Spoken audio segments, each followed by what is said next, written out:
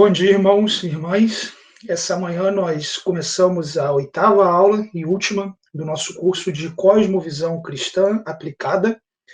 E, diferentemente das outras semanas em que nós fizemos uma aplicação da cosmovisão cristã a problemas e desafios contemporâneos, buscando uma articulação consistente da cosmovisão que a palavra de Deus nos apresenta, que é a revelação de Deus, frente a esses muitos dilemas. Nesse domingo, a ideia é nós olharmos bastante para o aspecto prático da aplicação dessa cosmovisão no todo da nossa vida. Por essa razão, esse tema, cosmovisão cristã aplicada à santidade e testemunho. Falo aqui da integridade, da inteireza do ser, dessa cosmovisão expressa em tudo aquilo que nós fazemos, somos, vivemos, nos mais diferentes ambientes, efetivamente, diferentemente daquilo que uma cosmovisão equivocada apresentaria, uma cosmovisão que realmente é consistente, que é consciente e que fundamenta de forma correta a sua vida. Lembrando uma última vez, caso você não tenha decorado ainda, a nossa definição de cosmovisão, conforme o James Sire, dando nome ao elefante. Cosmovisão é um compromisso, a orientação fundamental do coração, que pode ser expresso como uma história, um conjunto de pressupostos, suposições que podem ser verdadeiras, verdadeiras em parte ou de todo falsas, que mantemos de forma consciente ou subconsciente, consistente ou inconsistentemente, sobre a constituição básica da realidade e que fornece o fundamento sobre o qual vivemos, nos movemos e existimos. Olhando para essa definição de cosmovisão e pensando no que a gente tem falado em todas as aulas de criação, queda e redenção e consumação também, e pensando, irmãos, que nós articulamos tanto numa esfera intelectual como prática cada um desses aspectos, a aula de hoje visa levantar a seguinte questão: o quanto o teísmo bíblico cristão efetivamente é um compromisso fundamental do seu coração. O quanto a cosmovisão cristã é consciente, ela é verdadeira e fornece fundamento. Efetivamente, o quanto da cosmovisão cristã está absorvido na sua vida de forma que se expressa na arena pública, de forma que se expressa naquilo que você faz, na forma como você se comporta. Então, buscando cada uma dessas afirmações, se a cosmovisão cristã, na sua articulação com ela, tem se expressado como fundamental, verdadeira, efetivamente ela é, mas pense verdadeira aqui no sentido de coerente também. Consistente, consciente e fundamental. Para isso, a ideia hoje vai ser olharmos para a carta de Tiago. É interessante que temos alguns livros e cartas na Escritura que são muito importantes para o tema de cosmovisão. A Bíblia inteira é, mas para ilustrar os conceitos de cosmovisão, o livro de Daniel, o livro de Esther, o livro de Eclesiastes, normalmente são livros que as pessoas se debruçam para tratar o tema de cosmovisão. Heber Campos Júnior, por exemplo, fez um excelente trabalho no livro Amando Deus no Mundo, falando sobre Daniel e articulando cosmovisão a partir disso, sensacional. No entanto, Tiago ele é com frequência ignorado nesse processo, e creio que é a carta, especialmente do Novo Testamento, que mais incorpora o conceito de absorver uma realidade, receber uma realidade que te leva a viver aquela realidade, e a não vivência dessa realidade tipifica a possibilidade de que aquilo que foi absorvido intelectualmente não seja verdadeiro. Por essa razão, antes de tudo, eu gostaria de ler com vocês o texto que se encontra em Tiago, capítulo 1, versículos 22 a 25. Sejam praticantes da palavra, e não apenas ouvintes, enganando vocês mesmos. Aquele que ouve a palavra, mas não a põe em prática, é semelhante a um homem que olha a sua face no espelho e, depois de olhar para si mesmo, sai e logo esquece a sua aparência. Mas o homem que observa atentamente a lei perfeita, que traz a liberdade e persevera na prática dessa lei, não esquecendo o que ouviu, mas praticando, será feliz naquilo que fizer. Olha que interessante a tônica que Tiago traz, e pense que, embora o sentido de diáspora em Tiago seja bastante disputado, pense que são igrejas que estão espalhadas por aquele império, que estão distribuídas, que estão vivendo e experimentando uma cultura contra valores e pressupostos da fé cristã, da cosmovisão cristã, e esses indivíduos, seja pelas dificuldades concernentes à diáspora, à perseguição e tantos outros aspectos, muitos deles têm mergulhado em mundanismo. Muitos deles têm sustentado cosmovisões e práticas que são diretamente opostas ao evangelho que ouviram e à fé que receberam. Tiago diz: essa fé que vocês receberam, essa visão de mundo que a acompanha, não é algo simplesmente para você ouvir sobre. Não são 7 aulas para ouvir sobre, 8 aulas para ouvir sobre. Efetivamente, é algo para ser praticado. Sejam praticantes da palavra. Tiago diz: aquele que ouve, mas não põe em prática, é alguém que está numa condição que não é favorável. É alguém que se encontra numa posição que efetivamente não desfruta da bênção, da graça, não desfruta da comunhão, não desfruta da alegria concernente. No entanto, ele faz um contraste. Mas aquela pessoa que observa atentamente a lei perfeita, ou seja, essa pessoa está estudando, ela está tomando contato com a revelação, ela está tomando preocupações em aprender com excelência, em aprender de forma correta, em não ter uma cosmovisão, uma fé, uma doutrina que seja equivocada. Observa, não simplesmente observa a lei perfeita, mas observa atentamente a lei perfeita. Se debruça sobre aquilo, que traz a liberdade e persevera na prática. Aquilo que foi estudado, aquilo que foi observado, aquilo que tem sido vivido é praticado. Não se esquecendo, mas praticando. É interessante que a ideia de se esquecer aqui não é que faltou informação na hora do aperto. É que efetivamente, na hora em que deveria perseverar, na hora em que aquilo que foi observado na lei perfeita deveria ter direcionado aquela vida, a informação que veio para direcionar aquela vida não foi fruto da atenção à lei perfeita. Foi fruto do egoísmo, foi fruto de uma cosmovisão materialista, foi fruto de uma cosmovisão que coloca as pessoas numa posição indevida. Efetivamente, o que embasou aquela decisão não foi o conteúdo revelacional da lei perfeita, mas sim a expressão pecaminosa do coração e a expressão escrava de cosmovisões conflitantes com a fé que se professa. No entanto, Tiago diz: se você observa atentamente, se você persevera na prática, se você não esquece, mas você pratica, será feliz naquilo que fizer. Olha que interessante. Aquilo que você fizer, aquilo que você for fazer, vai ser consciente, vai ser verdadeiro, vai ser fundamental, vai ser consistente. Não tem incoerência, não tem hipocrisia, não tem segredo, não tem mentira, não tem conflito, não tem uma crise de choques entre quem você deveria ser e quem você é e quem você tem se tornado, mas efetivamente a felicidade concernente à disposição de viver da forma que Deus nos criou para vivermos e da provisão de graça que Ele nos concedeu pelo Seu Espírito, através dos méritos da morte e ressurreição de Jesus. Olhando para isso, irmãos, eu gostaria de, nesse primeiro ponto, considerar, olhando para a carta de Tiago, algumas expressões de inconsistência, inconsciência e engano, visto que Tiago diz: aquele que vive assim está se enganando. Se você diz que tem uma cosmovisão cristã, isso não tem atingido a sua vida, você está se enganando.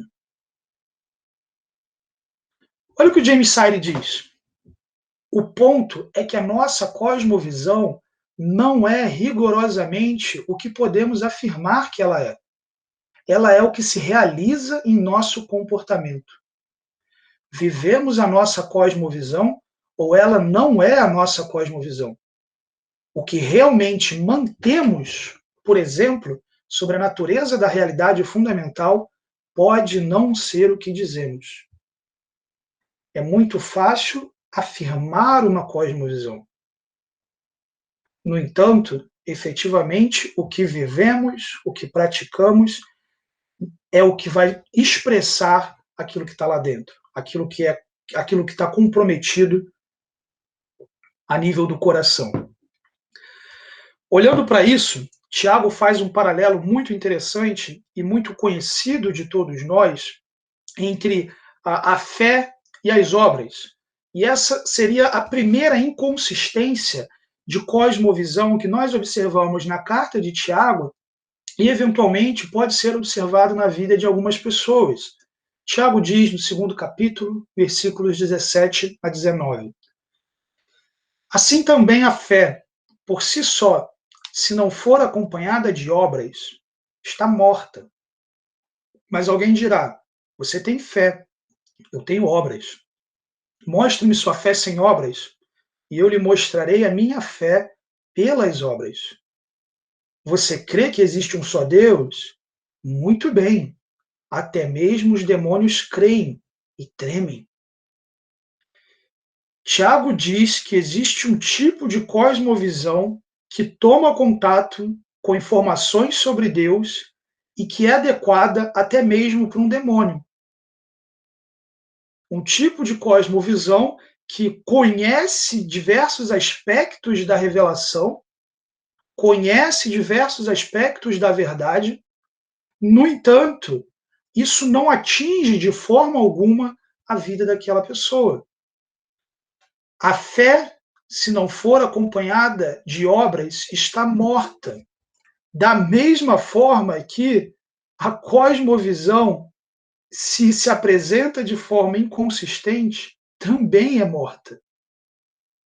Essa relação entre fé e cosmovisão, e entre obras e a expressão vivencial da cosmovisão, é o grande uso que nós fazemos de Tiago nesse tema.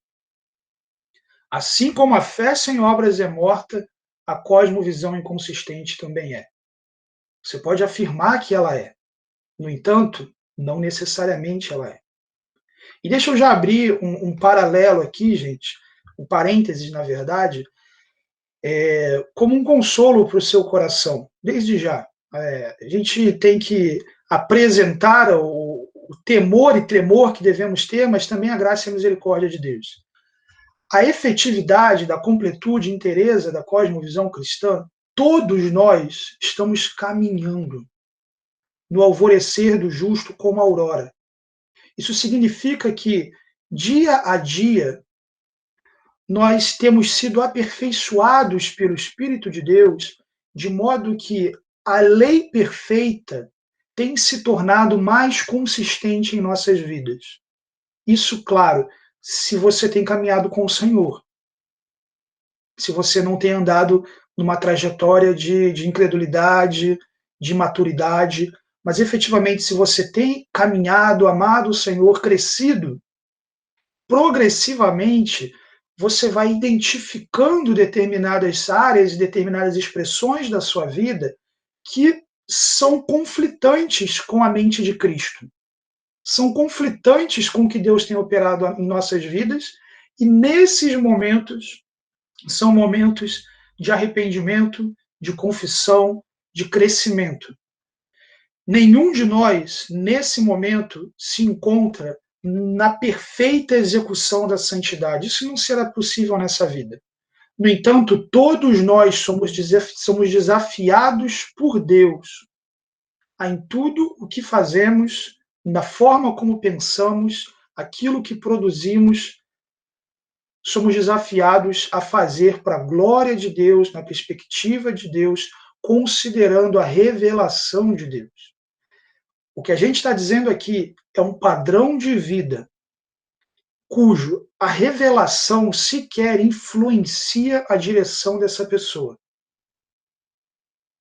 É inconsciente. Aquilo que age inconscientemente não são os valores incutidos da palavra de Deus, mas outra coisa. Uma outra expressão, uma outra cosmovisão, ou simplesmente o próprio egoísmo do coração. Mas certamente um conflito existindo ali entre aquilo que parte da palavra de Deus e aquilo que parte de uma mentalidade carnal ou de uma mentalidade mundana.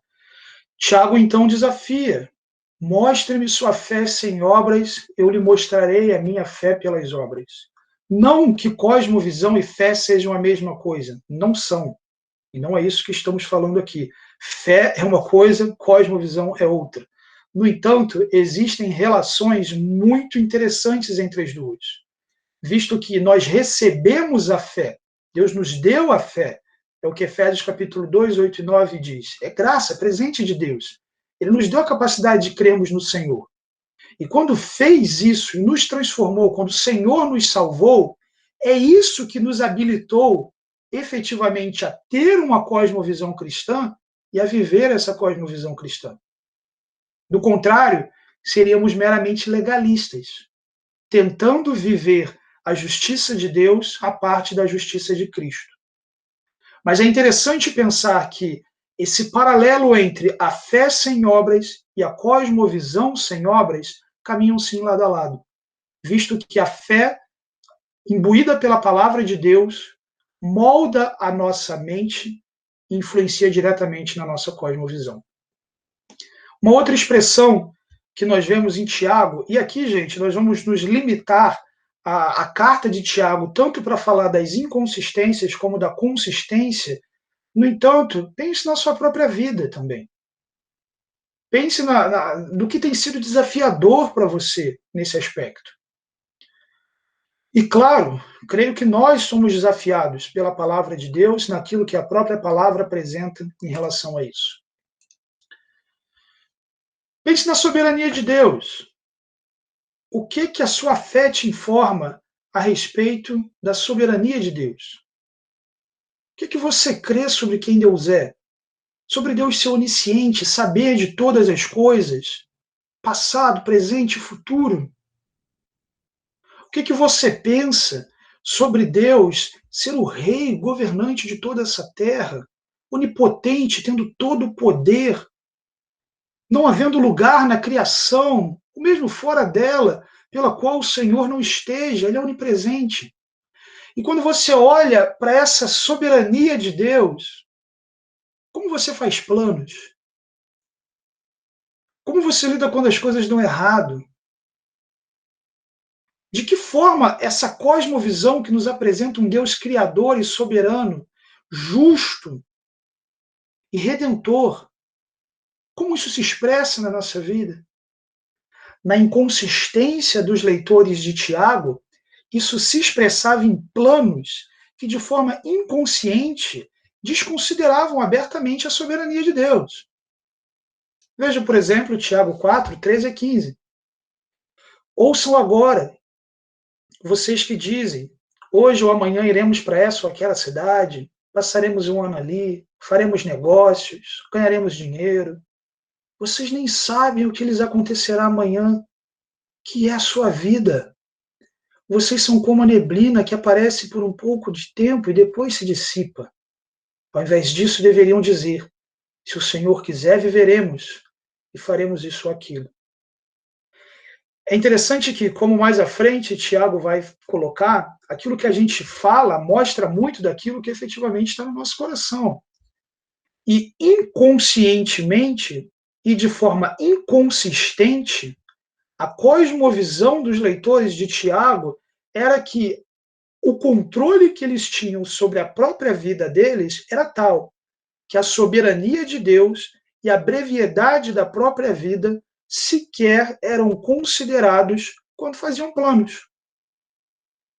Vamos fazer isso amanhã, vamos viver isso, nós vamos conseguir, nós vamos ganhar esse dinheiro.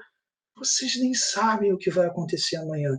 A vida é um sopro, é uma neblina, já já acaba.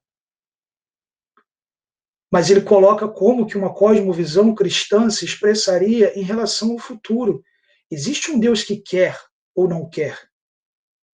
Existe um Deus pelo qual eu vivo e que pode me permitir viver para isso, e que pode me capacitar para fazer isso ou aquilo. E digo mais, numa cosmovisão cristã, esses indivíduos seriam capazes de dizer: se hoje ou amanhã nós não formos a essa cidade, se hoje ou amanhã nós não passarmos um ano ali, se hoje ou amanhã nós não fizermos negócios e não ganharmos dinheiro, Deus é soberano. Eu descanso nesse Deus. Hoje ou amanhã não está estabelecido na minha capacidade de ir, no meu controle sobre a passagem do tempo, nem tampouco na minha habilidade de realização. Eu não sou onipotente para fazer, eu não sou onipresente para garantir que eu vou estar. Eu não sei de todas as coisas para garantir que eu vou estar vivo. Efetivamente, se você olhar para essa primeira frase, só é possível afirmar com certeza se você tem esses três atributos de Deus. Para garantir que você vai estar lá, você precisa ser onipresente. Para garantir que você vai passar um ano ali, efetivamente você tem que estar fora do tempo, onipotente talvez, para garantir esse poder. E para fazer negócio e ganhar dinheiro, efetivamente você tem que saber de todas as coisas. Tanto onipotência, onipresença, onisciência, você pode aplicar nos três ali, na verdade. Eu costumo dizer, gente, que a certeza é um atributo divino. Porque só Deus pode garantir que ele vai estar lá. Só Deus pode garantir que ele sabe de todas as variáveis. E só Deus tem o poder para realizar o que for. Nós confiamos na certeza divina, porque ele é soberano. Você quer colocar alguma coisa, Marcelo? Você estava falando, eu estava lembrando, o jogador de futebol, né, quando ganha a partida, a entrevista aquele que é crente, né, não, porque Deus honrou e Deus me abençoou e não sei o quê, sei lá, eu bati o pênalti e fiz o gol. Eu fico imaginando o goleiro do outro time, que às vezes é crente também, não pegou o pênalti, né? É uma visão meio deturpada, né? Deus é bom quando ele ganha o jogo. Certamente. O goleiro tem uma ótima oportunidade para descansar o coração dele no Senhor, né? Mas ou seja, não é porque o cara fez o gol que Deus é bom, né? Ou seja, Deus é bom Exatamente. sempre, meu amigo, entendeu? Exatamente. Tanto para o que tomou o gol quanto para o que fez, né?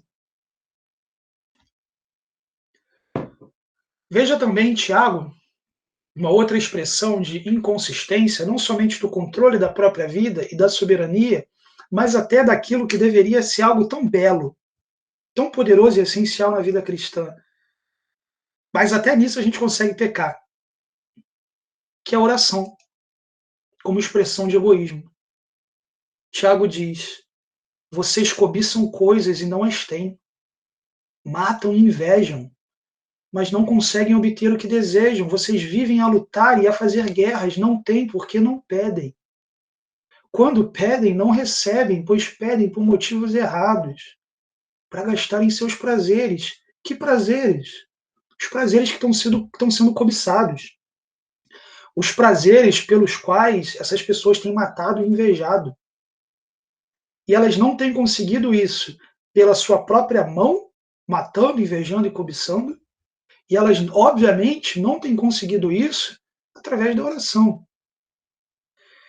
Pense na cosmovisão de um indivíduo que se coloca diante de Deus para fazer uma campanha de oração, 7 dias no monte, por motivos tão espúrios, que é de se perguntar qual a natureza da mente dessa pessoa. Que tipo de fé que está ali dentro? Pense na pessoa cuja vida de oração é basicamente um despertador que toca quando alguma coisa dá errado. Um alarme. Pronto, agora eu preciso orar. Alguma coisa deu errado.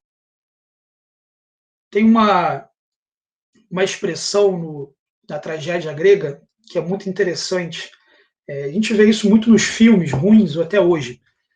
Não sei quantos conhecem, mas a ideia do Deus ex machina, Deus feito máquina. Isso vem da tragédia grega, quando um mau roteirista, ele de alguma forma construía o teatro de um jeito que o herói ficava numa situação impossível. Então ele colocou o Hércules lá para lutar contra a Hidra, mas de repente surgiu um outro bicho e agora o roteiro ficou de um jeito que o herói vai morrer. Então o que acontece? Vem uma engenhoca metálica e de madeira representando um deus e mata aquela hidra, some com aquele negócio, dá um poder para o herói e ele vence. Isso é um deus ex machina, um deus feito máquina, uma intervenção que não tem absolutamente relacionamento nenhum com a história, mas que aparece só para resolver um problema. Na nossa vida cristã, infelizmente, há muitos que lidam com Deus como um elemento ruim de um roteiro mal feito. Um Deus feito máquina, que surge somente para resolver um problema e não tem relacionamento nenhum com a história. Quando o problema está resolvido, a engenhoca some. O herói pode seguir a história. Nós não somos o herói. Nem tampouco Deus é uma engenhoca que surge quando nós precisamos. Ele não existe para satisfazer a nossa cobiça e as coisas pelas quais invejamos e até mataríamos por. Tiago diz que essa cosmovisão carnal e pecaminosa, caracterizada por esse egoísmo, por esse individualismo, por essa indisposição de conhecer ao Senhor, que nos coloca no conflito de lutar e fazer guerra, isso não é coerente com a cosmovisão cristã. Se quando você se coloca de joelhos e ora ao Senhor, em primeiro lugar, se você ora ao Senhor, e o conteúdo dessa oração é distinto da revelação da mente de Cristo, isso mostra uma clara inconsistência com a fé cristã, uma clara inconsistência com a cosmovisão cristã.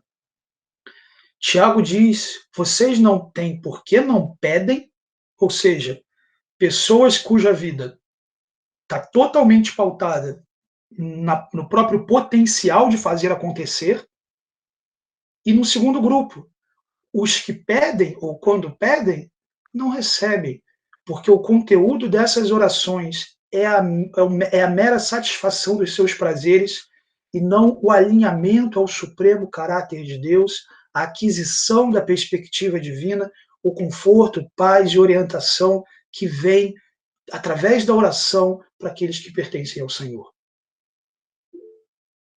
Alguém levantou a mão? Ah, Liu, pode falar, Liu.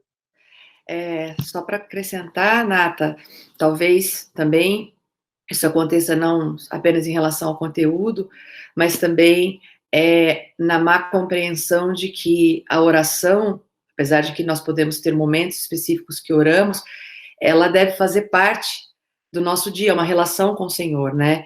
E a maneira que nós nos envolvermos, a maneira como nós nos envolvemos na história que Deus tem para as nossas vidas, chama-se oração. E muitas vezes a gente vive de forma independente e chega ali no final do dia, ou chega antes da refeição, e a gente faz uma oração meramente protocolar. Quer dizer, isso não faz parte de um relacionamento, né? É como se você se relacionasse com o seu cônjuge apenas para resolver questões pontuais, e não como um desfrute e um prazer intenso de compartilhar, de estar pensando, de estar conversando com Deus o tempo todo. Excelente. A ideia é que a Bíblia nos coloca de orar sem cessar, né? E é justamente esse ponto que essa compreensão de Deus como esse interventor de momentos específicos, né? O Deus feito máquina, deve nos desafiar, né? Ele não é esse ser que surge só quando a gente precisamos, num momento específico do dia, ou de forma protocolar, né? Efetivamente, a história pertence a ele. Se eu não disse isso aqui ainda, que fique claro, acredito que eu já tenha dito, mas nós não somos o protagonista da nossa própria história. Deus é. Ele é o protagonista da nossa história. Ele que nos criou, ele que nos salvou, ele que nos chamou e nos glorificará. História é para a glória de Deus. Somos feitos de Deus. Mas aqui vivemos para a glória de Deus. Mas excelente, Leo. De fato, a oração não é um tempo devocional somente. ainda que seja importante que você separe um momento do seu dia para propositivamente ter um tempo de mais qualidade de estudo e oração. No entanto, ao longo do seu dia, você deve se relacionar com o Senhor, sem a formalidade efetivamente, mas sim das breves orações, do agradecimento a Deus, enfim, de uma vivência prática com o Senhor e de uma mente que permanece conectada com Deus. Um outro aspecto que nós vemos em Tiago, que é inconsistente com uma cosmovisão cristã, é a murmuração. Quando alguém for tentado, jamais deverá dizer: estou sendo tentado por Deus, pois Deus não pode ser tentado pelo mal e a ninguém tenta. Esse indivíduo que, seja qual for a circunstância que ele admite aqui como tentação, ele atribui a Deus a culpa, que a priori é o que acontece no Gênesis, quando cada um escalona ali a dinâmica de culpa, e no final da história, o que todo mundo está dizendo é que Deus é o responsável por criar aquele cenário e, portanto, ele seria o culpado pelo que aconteceu.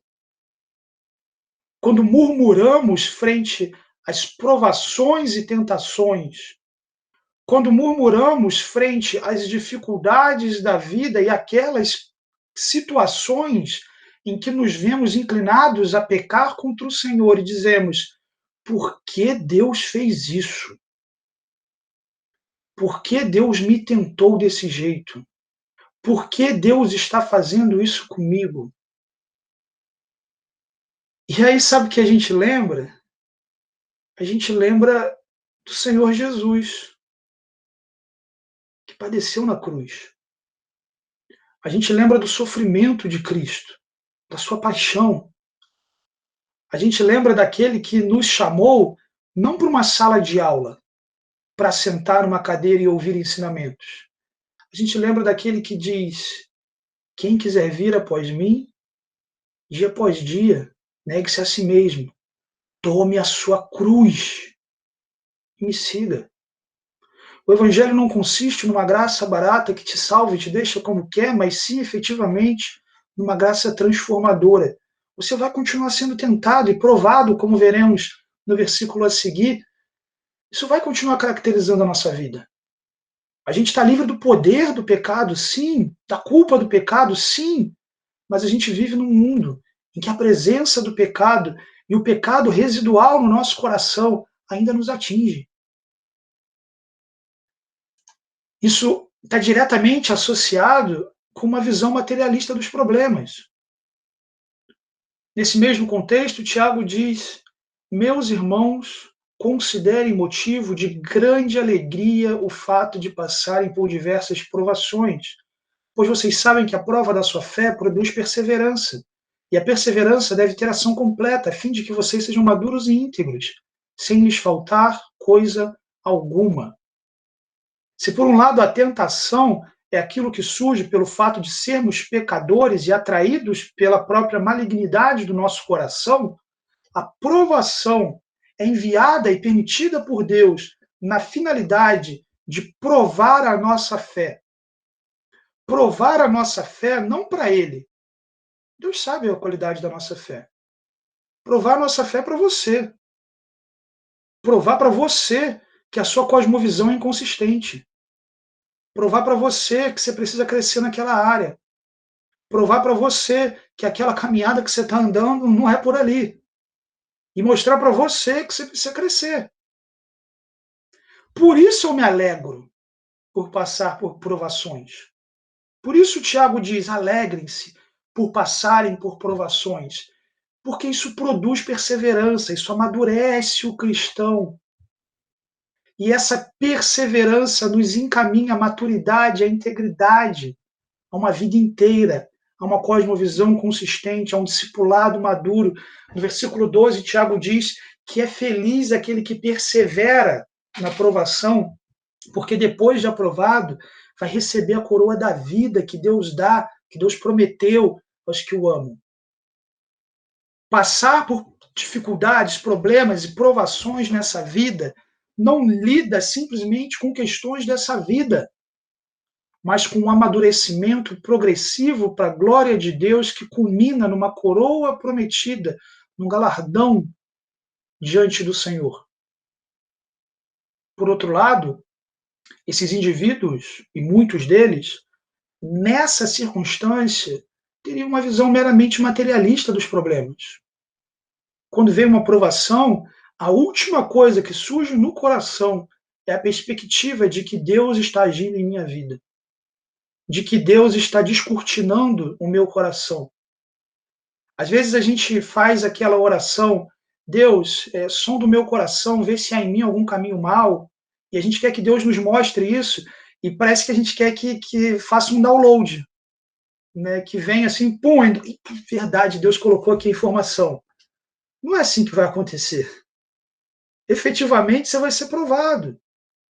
Você vai atravessar, Deus vai mostrar. Ou, lendo a palavra do Senhor, tomando contato com a revelação de Deus, o próprio Espírito desafia o seu coração, mostrando aquilo ali. E, com frequência, uma junção das duas coisas. Quando, naquela circunstância, a palavra de Deus vem e te mostra o que precisa mudar. No entanto, dá para ser completamente materialista aqui, e dessa forma inconsistente com a fé cristã. Olhar para os problemas simplesmente como coisas que acontecem, coisas que o tempo vai passar. Se encher de remédio, talvez sem necessidade, para silenciar a dor de um coração, quando é sem necessidade. Não somente uma visão materialista dos problemas, mas uma visão materialista da vida. Tiago capítulo 1, versículos 9 e 10 nos diz: o irmão de condição humilde deve orgulhar-se quando estiver em elevada posição, ou gloriar-se. E o rico deve orgulhar-se se passar a viver em condição humilde, porque passará como a flor do campo. No contexto de tentação e provação, esse versículo se apresenta tendo riqueza e pobreza, os dois extremos do aspecto material da vida, do usufruto material da vida, talvez como os maiores desafios, ou alguns dos maiores desafios de ser tentado ou provado, na condição de rico ou na condição de pobre. Tiago diz, se isso mudar, ou se isso não mudar, a sua glória não está nisso. Efetivamente, a nossa glória, o nosso orgulho, a nossa disposição a partir de uma mente de Cristo, de uma mentalidade redimida e renovada, é entender que, tendo muito ou pouco, vai passar como a flor do campo. Como a neblina, como ele diz anteriormente. Então, sim, a forma como esse indivíduo viverá na condição de uma restrição maior ou na condição de uma abundância maior, diz muito. E se isso mudar, isso não deve dizer muito para essa pessoa. Se era pobre e se tornou rico, isso não deveria ser a alegria suprema da sua vida. Se era rico e se tornou pobre, isso não deveria ser o fim da sua história ou desespero, como executivos que pulam de prédios em grandes crises. Efetivamente, não é aí que está a vida. Uma visão meramente materialista da vida, aquele que, numa condição mais desfavorável, vive tentando de todas as formas sair dessa condição, confiando com frequência em meios ilícitos. Olha a quantidade de gente caindo em pirâmide financeira aí. Às vezes sabendo que é pirâmide financeira, mas torcendo para poder sair antes. E quantas pessoas que, diante de uma situação de crise financeira, de quebra de negócio, de desemprego, não aceitam viver com menos. Não aceitam um emprego ganhando menos. Só aceitam a vida do jeito que a vida era. A vida é ganhando X. X menos qualquer coisa é uma vida que não vale a pena ser vivida. Nessa perspectiva.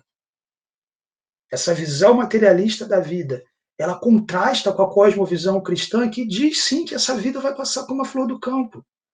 Mas que se você é um crente em Jesus Cristo, há uma ressurreição para a vida e uma eternidade com abundância superior àquilo que pode ser conquistado nessa terra e com consolo infinitamente superior que a riqueza possa dar para aquele que se encontra numa condição de pobreza. Tiago também nos apresenta com uma inconsistência da fé a acepção de pessoas. Meus irmãos, como crentes em nosso glorioso Senhor Jesus Cristo, não façam diferença entre as pessoas, tratando-a com favoritismo. Se você continuar lendo o capítulo, a diferença se dá basicamente, novamente, na questão de classe econômica. Ou, pelo menos a ilustração que Tiago traz para eles é você receber na comunidade da fé alguém de elevada posição social, é alguém que teria ali uma condição financeira melhor ou uma reputação melhor na sociedade. E especialmente naquele contexto em que a maior parte dos cristãos eram pobres, isso mostrava não só uma inconsistência com a fé, mas uma inconsistência, pelo que Tiago diz, com a própria prática da vida, porque eles valorizariam mais aqueles, como Tiago diz, que os colocam nas prisões, do que aqueles que partem o pão com eles. É claro que o objetivo de Tiago aqui não é tratem mal essas pessoas e bem as outras. Não, trate aquela pessoa como você trataria esse indivíduo de posição elevada. Mas essa acepção de pessoas, quando vemos uma graça de Deus que alcançou pessoas de todas as tribos, línguas, raças, nações, de todas as épocas e de todas as culturas, que não se limitou a um povo semita em Israel, mas efetivamente começa com a humanidade, afunila para Israel, chega em Cristo, discípulos, igreja, culmina numa humanidade restaurada. Não casa, não comunica com essa cosmovisão cristã, quando, por exemplo, no contexto da fé cristã, eu só me disponho a ter relacionamento com o tipo de pessoa X, Y e Z. Não casa com a fé cristã quando eu me disponho, por exemplo, a não ter um relacionamento com uma pessoa por conta da cor da pele dela. Não dar um emprego por conta da cor da pele dela. E toda outra sorte de desafio contemporâneo, histórico, na esfera da acepção de pessoas, seja financeiro ou qualquer outra. A Bíblia diz, não façam diferença entre as pessoas, tratando-as com favoritismo. Porque Deus não fez isso conosco, e se Ele fizesse, nós seríamos muito piores do que aquele que nós consideramos o pior na nossa perspectiva, diante da santidade infinita de Deus. Hipocrisia. Quem obedece toda a lei, mas tropeça em apenas um ponto, torna-se culpado de quebrá-la inteiramente, porque aquele que disse, não adulterarás, também disse, não matarás. Se você não comete adultério, mas comete assassinato, torna-se transgressor da lei. Essa visão de eu também sou pecador, ela é essencial à fé cristã. Essa visão de que Deus me resgatou na minha condição de pecado, Ele me amou quando eu ainda era pecador, é essencial à fé cristã. E se eu digo, mas o pecado daquela pessoa não dá. Aquela ali eu acho que nem Deus perdoaria. Isso é hipocrisia, porque todos nós ferimos a mesma santidade de Deus. Todos nós recebemos da fonte da mesma graça. E, efetivamente, se há em nós uma aversão ao outro nesse sentido, isso é inconsistente com a fé cristã, isso é inconsistente com a cosmovisão cristã. Um outro tema bastante presente em Tiago é a comunicação. Tiago fala da língua como esse pequeno órgão que se vangloriam em grandes coisas. Vejam como um grande bosque incendiado por uma simples fagulha. Assim também a língua é um fogo, é um mundo de iniquidade. Colocado entre os membros do nosso corpo, contamina a pessoa por inteiro. Incendeia todo o curso da sua vida, sendo ela mesma incendiada pelo inferno. O quanto a comunicação não nos desafia a cosmovisão cristã. Agora, pense da forma inconsciente, de uma cosmovisão inconsciente nos atingindo aqui. Aquela fala impetuosa, aquele desejo inescrupuloso de trazer à tona uma informação que te foi confiada. A difamação, cultura do cancelamento, Tudo isso são expressões de uma cosmovisão que não é coerente com a fé cristã, com o que a palavra de Deus nos apresenta, especialmente quando vemos um Deus que fala, um Deus que se comunica, que se revela, um Deus com o qual nós podemos falar, um Deus que nos criou com a capacidade da linguagem, de articular uma comunicação que nada mais na criação, com exceção dos anjos e dos seres espirituais, receberam. E aquilo que talvez, juntamente com o próximo ponto, engloba de forma maior os conceitos de uma cosmovisão incoerente em Tiago, uma sabedoria mundana. Se vocês abrigam no coração, prestem atenção na ideia de coração, inveja amarga, ambição egoísta, não se gloriem disso, nem neguem a verdade. Esse tipo de sabedoria não vem do céu, mas é terrena, não é espiritual e é demoníaca. Pois onde há inveja, a ambição egoísta, aí a confusão e toda espécie de males. Irmãos, eu acho que esses cristãos, quando leram essa primeira carta, acho que eles deviam ler um pouquinho, parar para respirar, ler mais um pouquinho, parar para respirar, porque é tanta coisa que em tão poucas palavras Tiago coloca sobre as incoerências da nossa vida, que isso rasga o nosso coração. Há uma sabedoria, e pense sabedoria aqui, não como há um conjunto de informações que não vem do céu. Não é isso. Há um conjunto de informações que é vivida e que não vem do céu, é terrena, não é espiritual, é demoníaca. A base de Tiago aqui é judaica, hebraica.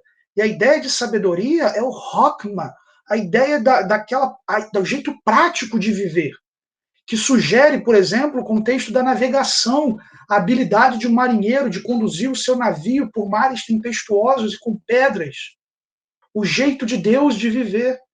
Nesse sentido, uma sabedoria que não vem do céu, é terrena, não é espiritual, é demoníaca, é o jeito, ou jeitinho humano de viver.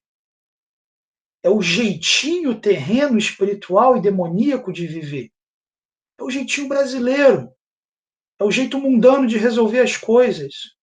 É a sociedade que valoriza o sagaz, que valoriza o que não foi pego, que valoriza o dono do restaurante que oferece merluza dizendo que é bacalhau e faz tão bem, todo mundo come, não percebe, e fala, poxa, esse é esperto. É a sabedoria que não é espiritual. E se a gente vive procurando jeitinho motivado por inveja, por ambição egoísta, se a gente vive procurando dar vazão a isso é demoníaco. Isso não está associado à fé que nós recebemos do Senhor. Semelhantemente ao mundanismo. Vocês não sabem que a amizade com o mundo é inimizade com Deus? Quem quer ser amigo do mundo vai ser inimigo de Deus. Comunhão, associação, fazer as coisas do jeito de, fora da perspectiva divina, conclui-se na direção de inimizade com o Senhor. E o último ponto aqui, dentro dessa perspectiva de inconsistências com a fé cristã, riqueza somente na terra. Ouçam agora, vocês ricos, chorem, lamentem-se, tendo em vista a miséria que lhes sobrevirá. A riqueza de vocês apodreceu e as traças corroeram as suas roupas. Se você leu o capítulo 5 inteiro, os versículos seguintes, você vai ver que o contexto aqui é de uma riqueza que foi construída nessa terra, para essa terra, a custo das outras pessoas, sem qualquer consideração por elas. O versículo seguinte diz que esse indivíduo reteve o salário de quem trabalhou para que ele tivesse essa riqueza. As pessoas que trabalharam no campo, os indivíduos que dispuseram a sua habilidade, seu talento, a sua vida, quando chegaram a hora de receber os seus salários, aquela pessoa, para ficar ainda mais rica, não pagou. Deixou-las na miséria. Tiago diz que, para manter e ampliar esse cenário de riqueza, condenaram e mataram o justo. Uma riqueza construída à base de exploração, condenação e morte. Não uma riqueza simplesmente. Não simplesmente o ter boas coisas, que é legítimo, mas efetivamente uma riqueza só nessa terra. E que, para ser mantida e crescida, atropela, passa por cima, explora e coloca numa condição de miséria e morte quem precisar. Isso é inconsistente com a fé cristã. Se for para ser rico desse jeito, escolha ser pobre. Você vai honrar mais ao Senhor. Você vai ser mais feliz nessa terra, em comunhão com o Senhor. Alguém quer colocar algum ponto nesse primeiro ponto de uma cosmovisão que é inconsistente, inconsciente, expresso dentro de Tiago?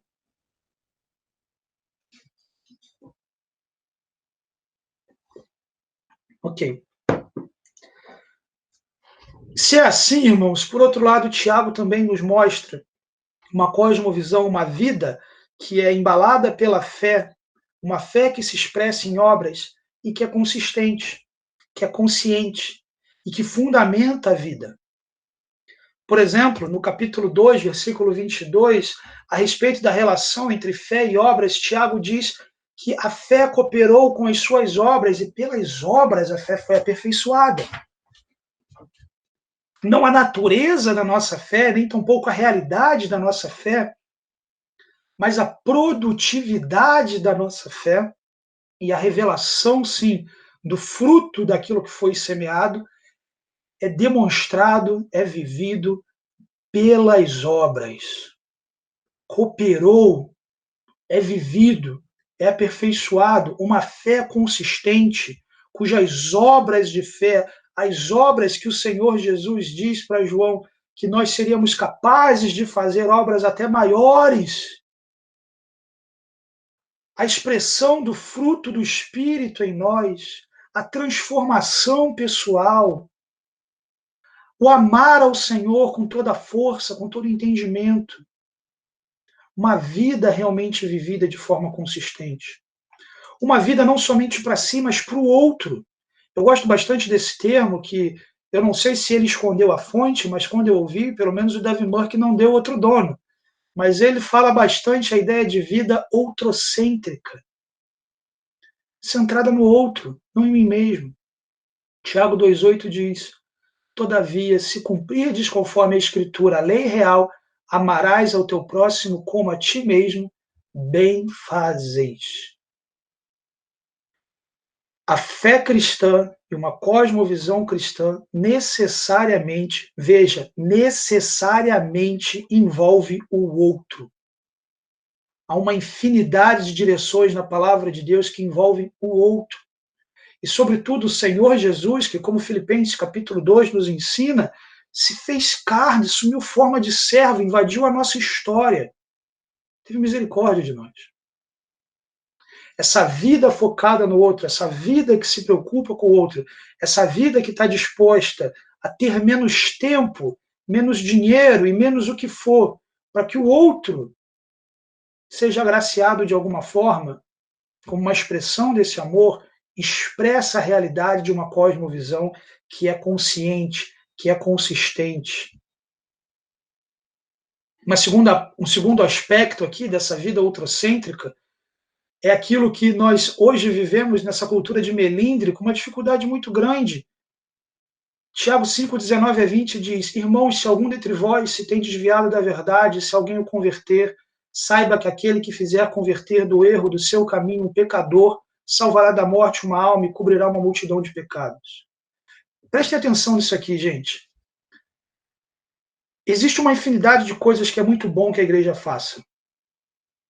Alimentar os famintos, vestir aquela pessoa que está com frio,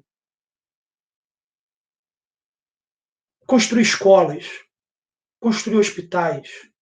Todas essas coisas são muito boas. Todas essas coisas podem sim ser obras, boas obras que fazemos para a glória de Deus. No entanto, todas essas coisas o mundo também é capaz de fazer. ONGs são capazes de fazer. Religiões idólatras são capazes de fazer. Tem uma coisa que ninguém nesse mundo pode fazer, exceto quem recebeu a graça de Deus e foi convertido: anunciar o Evangelho. E pela proclamação do Evangelho e operação do Espírito, desviar essa pessoa de um caminho de morte e colocá-la na direção de um caminho de vida. Se o nosso foco como igreja for simplesmente boas obras de caridade, a gente vai perder de vista aquilo que só a gente pode fazer, que é proclamar o Evangelho. Vamos cuidar sim, e vamos fazer sim essas coisas, que são boas. No entanto, essa não é a missão da igreja. Agora, quando nós olhamos para um texto como esse, eu penso que no meu meio tem gente que se desvia da verdade. No meu meio tem gente vivendo no erro, que necessita de salvação. Seja um cristão em imaturidade que deve ser salvo do juízo das suas obras e da perda do seu galardão. Ou mesmo um incrédulo que deve ser salvo da condenação final. Eu tenho aquilo que ela precisa. E se eu simplesmente escolho guardar isso e deixar para lá, e se isso não me incomoda, isso é um aspecto da cosmovisão que está bem consistente. Mas uma fé consistente se compadece daquele que tem vivido no erro. Uma fé consistente olha para o outro e quer ver aquela vida transformada. Especialmente porque uma fé consistente tem consciência do juízo de Deus. Tiago 2,12 nos diz: assim falar e assim proceder como devendo ser julgados pela lei da liberdade. Lei da liberdade, lei de Cristo, lei de Deus, são expressões que o Novo Testamento dá para o caráter de Deus revelado. Além do conceito de lei mosaica, mas efetivamente aquilo que nos atinge enquanto cristãos e que seremos sim julgados. O ensino com temor é natural de uma cosmovisão cristã consistente.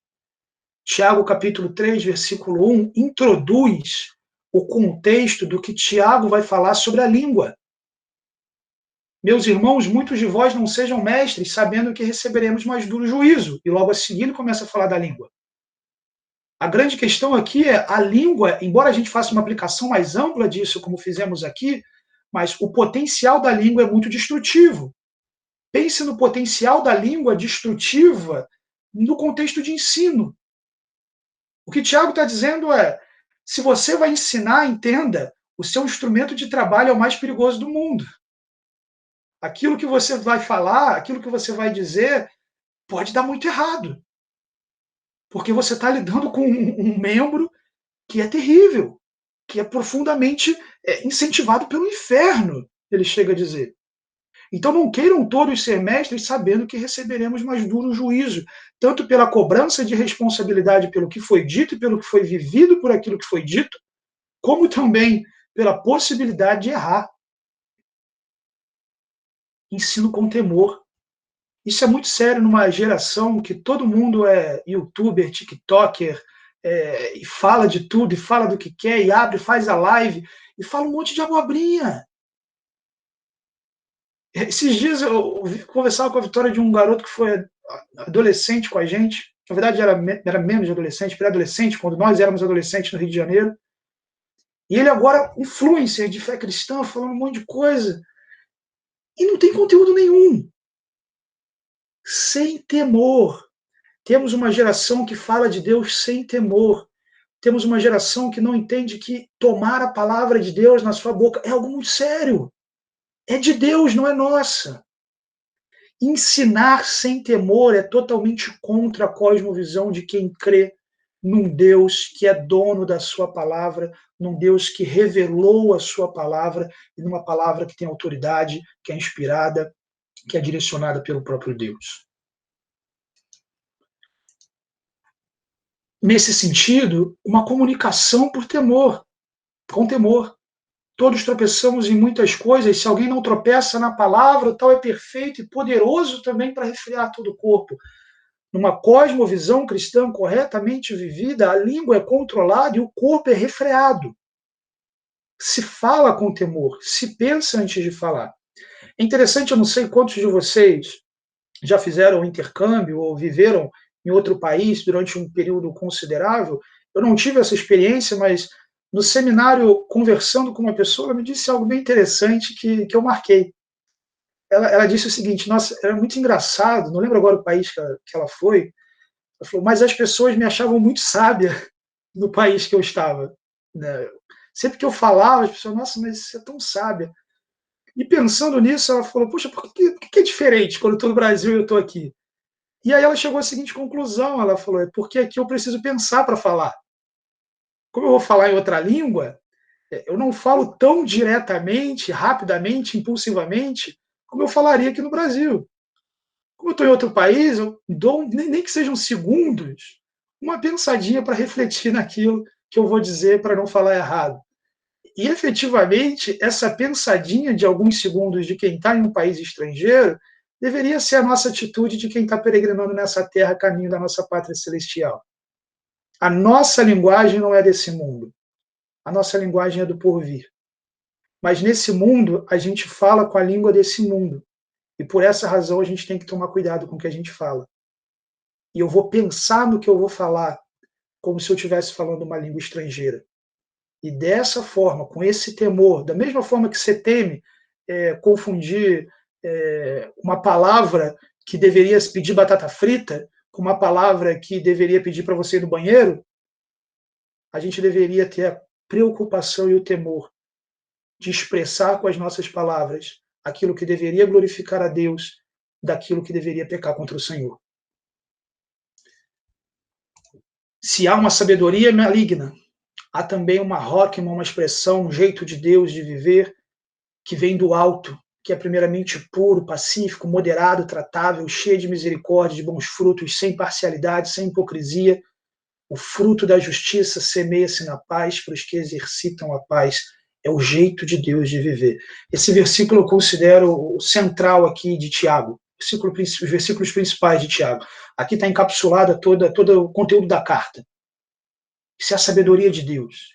Isso é o que efetivamente essa cosmovisão, esse discipulado deve nos atingir para que vivamos e possamos viver do jeito de Deus, pensando e tomando decisões a partir dos frutos que o Senhor opera em nossas vidas, de aspectos pacíficos, moderados, misericordiosos, sem hipocrisia e tantos outros aspectos mais. Essa cosmovisão se sujeita a Deus. Sujeitai-vos, pois, a Deus, resisti ao diabo, ele fugirá de vós, chegai-vos a Deus, e ele se chegará a vós. Alimpai as mãos, pecadores, e vós, de duplo ânimo, purificai os corações. Senti as vossas misérias, e lamentai, e chorai. Converta-se o vosso riso em pranto, o vosso gozo em tristeza. Humilhai-vos perante o Senhor, e ele vos exaltará. Essa cosmovisão cristã se sujeita e se dobra diante daquele único por quem nós podemos nos sujeitar, por quem nós podemos nos dobrar e que tem poder de nos converter, de nos exaltar, de nos purificar, de nos colocar numa condição de comunhão, de restauração diante dele. Sujeitem-se a Deus. Não se sujeitem ao diabo e resistam a Deus. Sujeitem-se a Deus e resistam ao diabo, e ele fugirá de vós. E se aquele indivíduo sofre de forma materialista, numa fé cristã consistente, meus irmãos, tomem por exemplo de aflição e paciente os profetas que falaram em nome do Senhor. Eis que temos por bem-aventurados os que sofrem, os que sofreram. Ouvistes qual foi a paciência de Jó, e vistes o fim que o Senhor lhe deu, porque o Senhor é muito misericordioso e piedoso. Sofrer infidelidade é uma expressão de maturidade cristã e glorifica a Deus. Ninguém nunca, em nenhum momento da história, quis sofrer ou gostou de sofrer, e esse não é o ponto. Mas, efetivamente, ter a perspectiva divina na dor é algo que caminha diretamente com o quanto temos crescido e o quanto temos efetivamente incorporado e vivido a cosmovisão que recebemos, a fé, o discipulado que nós recebemos. Eu acho muito forte uma frase do John Piper, na verdade foi uma série de sermões que ele teve, o nome da série era Não Desperdice a Sua Vida, e um dos sermões era Não Desperdice o Seu Câncer. Efetivamente, ele está aí para alguma coisa. E não é te fazer murmurar. Ele está aí para te fazer crescer, para glorificar a Deus, para dar testemunho, para entender que a vida não termina aqui, que há uma eternidade que te espera. Ele está aí para testemunhar, para proclamar o Evangelho, para anunciar ao Senhor, seja o câncer, o desemprego, a dor, a miséria, o que for. A nossa vida não está nisso. Nosso choro não acaba ali. porque a gente tem uma vida escatológica, uma vida que olha para frente. Numa cosmovisão consistente, como Tiago nos diz, sede, pois, irmãos, pacientes até a vinda do Senhor. Eis que o lavrador espera o precioso fruto da terra, aguardando com paciência até que receba a chuva temporã e serôdia, isso é, a primeira e a última chuva, a chuva de primavera e de outono. Sede vós também pacientes, fortalecei os vossos corações, porque a vinda do Senhor está próxima. Essa perspectiva da consumação dentro daquilo que temos falar de criação, queda e redenção é essencial para a fé cristã. Se não entendermos que o Senhor Jesus voltará, se não confiarmos que esse mundo há de ser julgado, que, como Salmos diz, então se dirá deveras, se faz justiça nessa terra. Se não cremos que o reino de Deus será consumado, se não crermos que a obra que ele começou em nós, ele vai terminar, se não crermos que receberemos um corpo glorificado, um novo nome, que esperança temos? Mas uma cosmovisão cristã consciente nos conserva em paciência, como aquele lavrador aguarda aquela chuva para que aquela semente se torne uma árvore frondosa. E nesse processo, enquanto aguardamos pacientemente, desfruta da graça de Deus. Uma cosmovisão cristã consciente desfruta da graça de Deus. Desfruta dos meios benditos que Deus tem nos concedido. Está alguém entre vós aflito? Ore.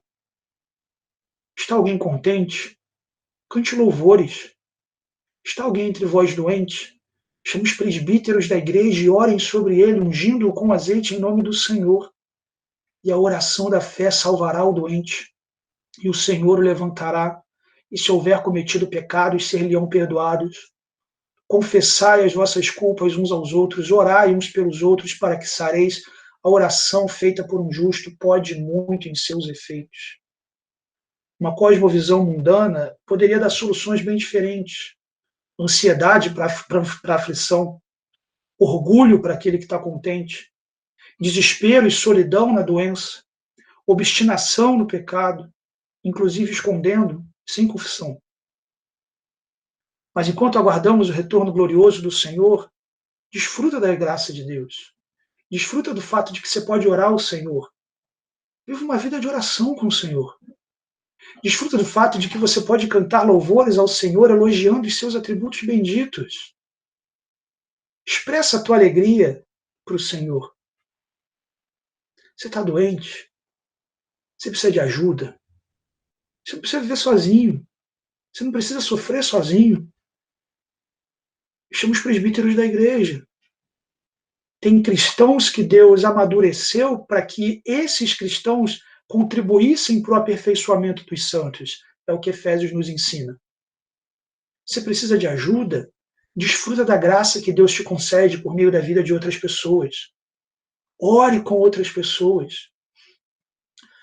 Desfrute do perdão de Deus, que o Senhor perdoa, mediante a ministração da sua palavra, nesse contexto aqui, muito provavelmente uma doença como disciplina do pecado, e que nesse contexto há tanto a cura do pecado, há tanto a cura da doença, como o arrependimento. Confessem as vossas culpas uns aos outros. Tenha comunhão na igreja de Cristo com cristãos, que você tenha intimidade espiritual para abrir seu coração e dizer: eu pequei. Não necessariamente com pastores, nós não somos católicos, que você tem que entrar num confessionário ou coisa assim, mas com irmãos em Cristo, uns aos outros, é a linguagem aqui. Que você possa abrir seu coração e dizer: eu pequei, ora por mim, não para que eu seja perdoado por Deus, porque isso é você e Deus, mas ora por mim para que eu me fortaleça.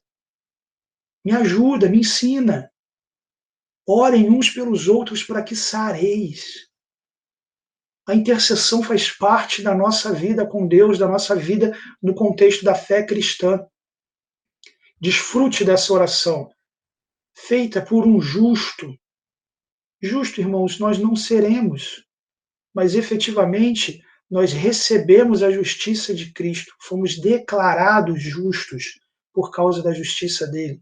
E isso sim nos permite orar com muito efeito. Alguém quer colocar algum ponto aqui nesse segundo? Sobre essa cosmovisão consistente?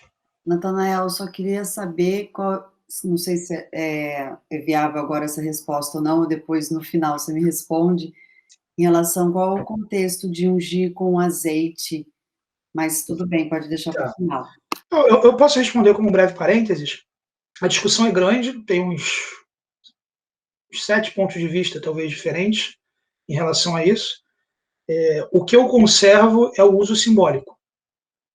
O uso simbólico do azeite, aqui como um símbolo da graça de Deus. Um símbolo que expressa o cuidado de Deus sobre aquela pessoa. Não é um uso místico, não é um uso medicinal, como algumas outras posições poderiam colocar, mas existem alguns outros pontos de vista, melhores ou piores, nesse que seria um assunto não essencial, né? Mas o ponto seria um uso simbólico dentro daquela sociedade, expressando o cuidado de Deus, como um abraço, como o colocar a mão na cabeça na hora de orar, né, ou coisa nesse sentido. Mas, obviamente, com contexto e intensidade maiores. Por fim, irmãos, por fim não, né, mas nesse ponto aqui, essa cosmovisão cristã que se expressa de forma prática, que deve ser vivida, ela, então, quando vivida, é resistente e impactante. Nós vemos isso de que forma? A gente, ao longo desse tempo que tivemos aqui, algumas vezes eu comentei que o que nós vivemos hoje é muito parecido com o cenário da igreja primitiva, no primeiro século. Alguns dos valores da sociedade atual são bastante helenizados. Como que os cristãos dominaram esse império? Como que os cristãos dominaram o Império Romano?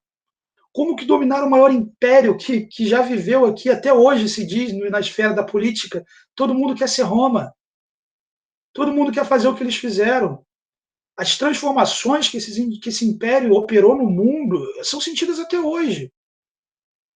Como que os cristãos chegaram ao ponto de efetivamente se tornarem a religião majoritária naquele cenário? Eu digo, uma evangelização consistente, presente, não como campanha de evangelização ou coisa assim, mas evangelizando o tempo inteiro. Seus familiares, seus amigos, proclamando o evangelho com alto compadecimento daquelas pessoas e um senso de urgência, porque o Senhor está às portas. Com uma apologética intelectualmente construída, com doutores da igreja que articularam a fé cristã dentro das categorias da filosofia grega e defenderam a fé cristã dos ataques externos, com os polemistas, cristãos maduros e conhecedores da palavra de Deus, que defenderam a fé cristã dos ataques internos, de hereges e lobos devoradores que não deixaram para lá quem fala abobrinha. Com testemunho de uma vida santa e transformada, que vive e proclama até o martírio, até a morte.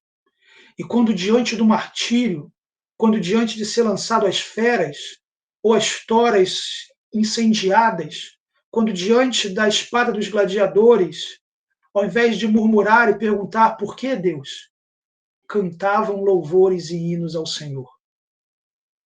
Padeciam sua morte, certos da ressurreição, louvando a Deus e agradecendo, porque o Senhor lhes permitia testemunhar de Cristo. Isso é tão sério, irmãos, que em algum momento a igreja precisou chegar num consenso em um determinado concílio de que o martírio não era válido se você se entregasse, de que você tinha uma motivação, de você tinha uma obrigação diante de Deus de preservar sua vida para testemunhar do evangelho. Tamanha disposição das pessoas frente a testemunhar de Cristo no martírio, que quando a perseguição vinha, eles diziam: eu sou cristão, eu estou aqui, me leva. Diferentemente de Paulo, como a gente vê na Bíblia, que foge da cidade no sexto e tal, a gente tem sim essa missão de proclamar o evangelho, preservar sua própria vida, fugir se for necessário, mas quando chega a hora, é nessa hora que, como aqueles cristãos mais recentemente, no contexto do Estado Islâmico, naquela praia, fizeram aquela fila e perguntaram a cada um deles: Você é cristão? Você crê em Jesus? Eu creio. E eram degolados. Até chegar naquele último indivíduo que não era um cristão, que perguntaram quem é o seu Deus, e a resposta dele é: o meu Deus é o Deus deles. Esse é o poder do testemunho cristão. Testemunhar da fé não é simplesmente não mentir, pagar suas contas em dia. É ser testemunha da ressurreição de Jesus. Não é ser testemunha da sua santidade pessoal. É ser testemunha de que ele não está morto, que ele ressuscitou, que ele vive em nós, e isso nos habilita para uma condição de vida infinitamente superior, no qual a própria morte não nos apavora, mas é efetivamente a porta que nos coloca diante do nosso Senhor. Eu quero ler com vocês duas correspondências aqui, trechos delas, na verdade, no contexto do segundo século. A primeira delas é a carta de Matetes a Diogneto. Matetes não é um nome, Matetes é discípulo em grego, e basicamente é porque é desconhecido, mas Diogneto é um pagão altamente educado e muito curioso com a fé cristã. Ele quer saber o que está acontecendo no mundo, porque tem pessoas se convertendo em tudo que é lugar, um avivamento acontecendo. E Matetes escreve para Diogneto explicando quem são os cristãos, para que ele entendesse o que estava acontecendo. Eu não coloco a carta inteira aqui, mas depois, se você quiser, joga no Google, você tem ela inteira lá. Ele diz assim nessa carta: os cristãos não se distinguem dos outros homens, nem por sua terra, nem por sua língua, nem por seus costumes. Eles não moram em cidades separadas, nem falam línguas estranhas, nem têm qualquer modo especial de viver. Sua doutrina não foi inventada por eles, nem se deve ao talento e à especulação de homens curiosos. Eles não professam, como outros, nenhum ensinamento humano.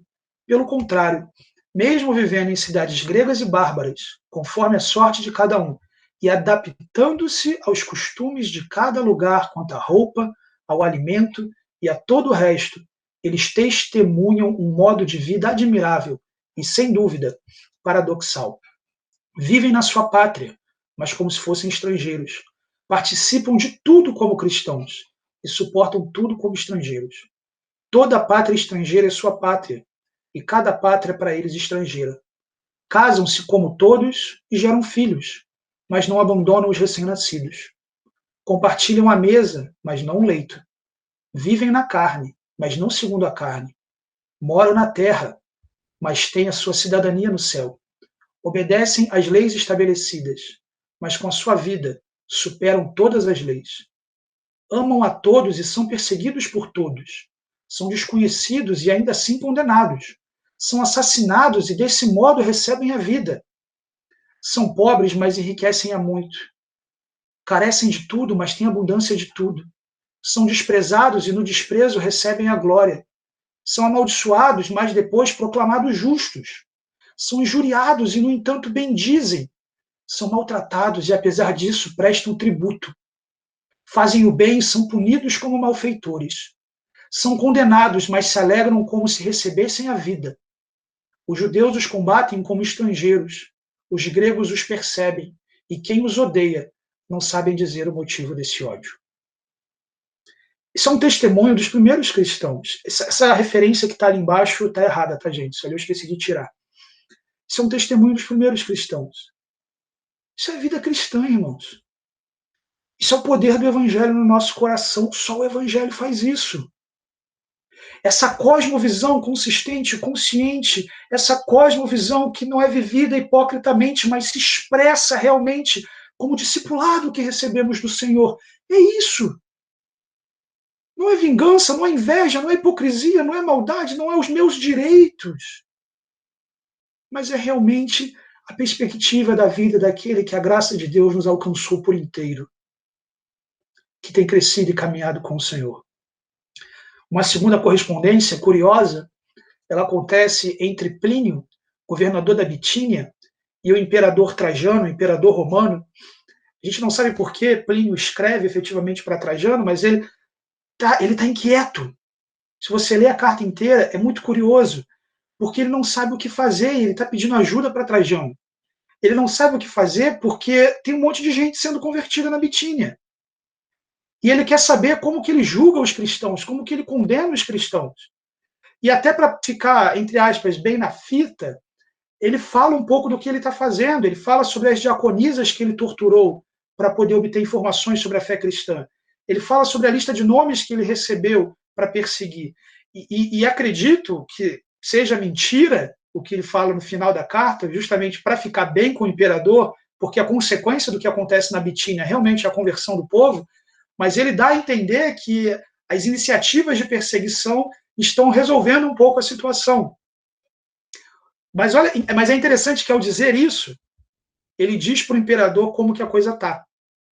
É como aquela pessoa que diz assim, mãe, eu tirei uma nota baixa, mas eu passei. Sabe? É mais ou menos isso. Vou ler alguns trechos da carta também, não toda. Entretanto, eis o procedimento que adotei nos casos que me foram submetidos sobre acusação de cristianismo. Aos incriminados, pergunto se são cristãos. Na afirmativa, repito a pergunta segunda e terceira vez, ameaçando condená-los à pena capital. Se persistirem, condeno-os à morte. Não duvido que, seja qual for o crime que confessem, sua pertinácia e obstinação inflexíveis devem ser punidas. Alguns apresentam indícios de loucura, tratando-se de cidadãos romanos, separo-os para enviá-los a Roma. É interessante que, nesse contexto aqui, ele instigou os cristãos. Ele não encontrou crime nos cristãos, mas pelo simples fato deles insistirem que são cristãos, essa obstinação inflexível deveria ser punida pela morte, na perspectiva desse governador. Mas o que geralmente se dá é o seguinte: o simples fato de julgar essas causas confere enorme divulgação às acusações, de modo que meu tribunal está inundado com uma grande variedade de casos. Recebi uma lista anônima com muitos nomes. Olha o que está acontecendo ali. Ele não está dando conta de julgar todo mundo que é cristão. Os que negaram ser cristãos, considerei os merecedores de absolvição. De fato, sob minha pressão, devotaram-se aos deuses e reverenciaram com incensos e libações vossa imagem colocada para esse propósito, ao lado das estátuas dos deuses. E por menor particular, amaldiçoaram a Cristo, coisa que um genuíno cristão jamais aceita fazer. Outros inculpados da lista anônima começaram declarando-se cristãos e logo negaram sê-lo, declarando ter professado essa religião durante algum tempo e renunciando a ela 3 ou mais anos. Alguns a tinham abandonado há mais de 20 anos. Todos veneraram vossa imagem e as estátuas dos deuses, amaldiçoando a Cristo. Essa superstição contagiou não apenas as cidades, mas as aldeias e até as instâncias rurais. Contudo, o mal ainda pode ser contido e vencido. Sem dúvida, os templos que estavam quase desertos são novamente frequentados. Os ritos sagrados há muito negligenciados celebram-se de novo. Vítimas para sacrifícios estão sendo vendidas por toda parte, ao passo que até recentemente raramente um comprador era encontrado. Esses indícios permitem esperar que legiões de homens sejam suscetíveis de emenda, desde que tenham oportunidade de se retratar. É bem isso que ele faz. Olha, isso está ruim, mas olha, tem isso aqui. Olha, a coisa está assim, mas tem isso aqui. Mas, efetivamente, o que ele está dizendo aqui é que os templos estão vazios, de que os vendedores de animais para sacrifícios não tem nem gente mais vendendo, que, efetivamente, aquele local está dominado pela proclamação do Evangelho. E a perseguição não foi capaz de deter isso, como a história da igreja mostra. E como Tertuliano nos diz, o sangue dos mártires é a semente da igreja. É isso aí que é esse testemunho do Cristo ressurreto que expressa uma cosmovisão consistente e consciente muito além da nossa articulação intelectual de compreender e de articular essa fé. Concluindo, gente, vá até aquela nossa aula 2 sobre análise de cosmovisão, responda essas perguntas de cosmovisão com honestidade. Avalie o quanto esses aspectos de criação, queda, redenção, consumação formam a sua mentalidade e a prática da sua vida. Se arrependa ou se glorie no Senhor, caso você esteja vivendo de forma concernente à cosmovisão cristã. Agradeça ao Senhor por ter a mente de Cristo. Mas pode ser também que você participou desse curso ou esteja assistindo esse curso em algum momento, isso vai ficar gravado, e você ainda não seja um discípulo ou uma discípula de Jesus Cristo. E se você chegou até aqui, é porque você tem inquietações e perguntas. E nesse sentido, entenda assim que nós fomos criados por Deus para um relacionamento com Ele. E vivemos, sim, num cenário de queda e separação de Deus por conta do pecado. Mas Jesus Cristo, que nos amou naquela cruz, nos substituiu, assumindo o nosso lugar. E pagando o preço pelos nossos pecados, o justo pelos injustos. Ele morreu, assumindo a condenação que era minha e sua. Mas ele não ficou morto, ele ressuscitou, ele está vivo, o seu poder hoje opera em nós. E ele vai voltar, quando há de consumar essa história. A esse Jesus nós proclamamos. E a esse Jesus é quem diz a cada um de nós, para que vivamos, sim, não como queremos, mas a partir do momento em que recebemos essa salvação, essa graça e essa misericórdia, possamos viver essa cosmovisão e discipulado aplicada, não a essas áreas simplesmente que tratamos aqui, mas uma cosmovisão cristã aplicada à vida como um todo. Que Deus nos abençoe para que possamos, então, viver dessa forma. Amém?